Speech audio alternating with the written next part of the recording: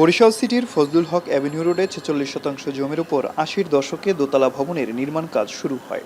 উদ্বোধন করা হয় ১৯৯০ সালে এবং ২০০২ সালে সিটি কর্পোরেশনে উন্নীত হয়। মেঝেতে খসে পড়া কংক্রিটের বড় বড় টুকরো, ভেঙে গেছে দরজার গ্লাস, ভীম কলাম ও ছাদে ফাটল। সিটি কর্পোরেশনের দোতলা ও তিনতলার বিভিন্ন শাখায় একই চিত্র। এর মধ্যেই জীবনের ঝুঁকি নিয়ে কর্মকর্তা কর্মচারীরা কাজ করলেও দুর্ঘটনা আতঙ্কে দিন কাটছে তাদের। ৩৬ বছরের পুরনো বরিশাল সিটি কর্পোরেশন বয়সের ভারে এখন নিজেই অসুস্থ হয়ে পড়েছে।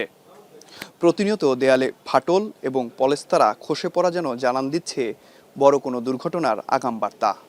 এর মধ্যেই ঝুঁকি নিয়ে কাজ করছেন বরিশাল সিটি কর্পোরেশনের কর্মকর্তা কর্মচারীরা।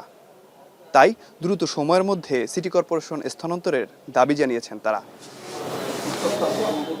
এই যে প্রত্যেকটা ভবনে ফাটল ধরা, যে কোনো সময় বড় ধরনের দুর্ঘটনা হওয়ার আশঙ্কা আছে। অফিস করলে তো আমাকে যে কোনো সময় যে কোনো দুর্ঘটনার ঝুঁকির মধ্যে আছে, আমাদের জীবনের নিয়ে শঙ্কা আছে। প্রতিদিন প্রায় ৪,৫০০ মানুষ কাজে আসেন এই ভবনে। প্রতিনিয়ত ছাদ থেকে পলেস্তারা খসে পড়ার ঘটনায় উদ্বেগ প্রকাশ করে স্থানান্তরের বিষয়ে আলোচনা হচ্ছে বলেও জানান প্রতিষ্ঠানের প্রধান নির্বাহী কর্মকর্তা। বিমের যে কংক্রিটগুলো একটা খুলে পড়ে নিচে বিশাল বড় বড় ধাপ করে পড়ে, আবার যখন তখন যে কোনো জায়গায় পড়ে যাচ্ছে, এই যে একটা অবস্থা হচ্ছে, আমরা বেশ আতঙ্কের ভিতরে আছি। এখানে হয়তো আর বেশিক্ষণ স্টে করা যাবে না। আমরা আমাদের আরও দু এক জায়গায় জায়গা আছে, নিজস্ব জায়গায় আছে, আমরা অন্য জায়গায় ভাবছি আর কি। জনবল ও সেবা বাড়লেও ভবনের সংস্কার হয়নি। উল্টো নকশার তোয়াক্কা না করে দোতলা ভবনকে তিনতলায় রূপান্তর করা হয়েছে।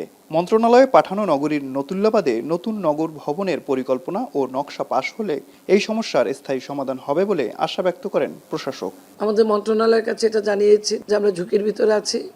প্রতিটা স্টাফ কর্মচারী তারা ভয়ঙ্কর একটা অবস্থায়, সেদিন যেমন ঝড় হলো যেদিন, সেদিনও কিন্তু এখানে অনেক প্লাস্টার খসে পড়ছে, যার জন্য আমরাও চাচ্ছি যে যত দ্রুত সম্ভব আমরা এটাকে সরিয়ে নিতে পারি। বর্তমানে মহানগরীর ৩০টি ওয়ার্ডের প্রায় ৮ লাখ মানুষের সেবা দিচ্ছে বিসিসি। খুব দ্রুত সময়ের মধ্যে ভবনটি অন্যত্র স্থানান্তর করা না হলে যে কোনো সময় বড় দুর্ঘটনার কারণ হতে পারে বলে মনে করেন সংশ্লিষ্টরা। অমিত হাসান, এখন, বরিশাল।